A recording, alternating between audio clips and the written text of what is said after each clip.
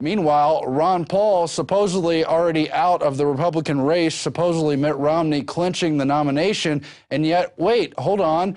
Ron Paul actually won Iowa. And so the Iowa caucus leading off the GOP primary, the one that the establishment was so afraid Ron Paul might win, that they said the Iowa caucus would be discredited and no longer count if Ron Paul won. Well, now he indeed has officially won, gaining officially a majority of those delegates. There's 28 delegates in Iowa. Ron Paul over the weekend gained at least 14. More will be chosen leading into the statewide and the national conventions. He's also has a majority of delegates in Minnesota and is likely to have a majority of delegates in as many as 6 or more other states, which would contest things at the GOP delegation in August. Of course, we're not saying that Ron Paul is likely to actually get the nomination, but he's showing the fraud of the process.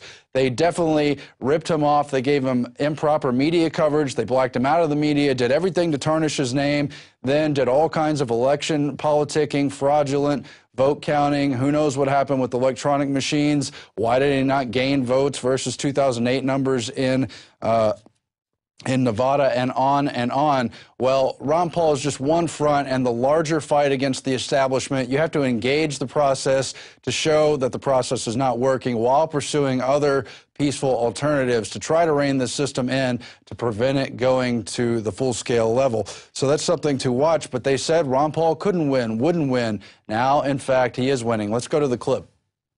Worst case scenario, Ron Paul ties for first place in Minnesota. Anything better than that, he wins outright.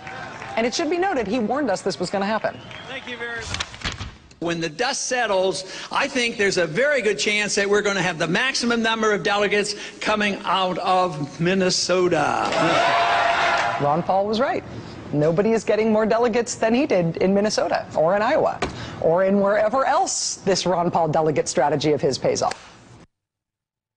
And so even though people like Santorum have dropped out of the race, there still is a contest within the GOP. I think it's important that Ron Paul supporters continue to make their presence known. Of course, we've covered on this show how he continues to have crowds of 5,000, 10,000 or more at his rallies, while the Romneys of the world have only a few hundred, and they have to cut the angles a certain way so they don't show that they have giant empty sports stadiums with only a few people down on the actual field. You've also got Ron Paul advisor Doug Weed commenting on the delegation process, and of course the clip you just saw on Rachel Maddow, really the only mainstream outlet to cover it now that they've pretty much alleged that the process is over and that it's this Obama versus Romney thing and blah, blah, blah. It's all staged elections. I have no faith in that process, but I think we still do need to demonstrate the process.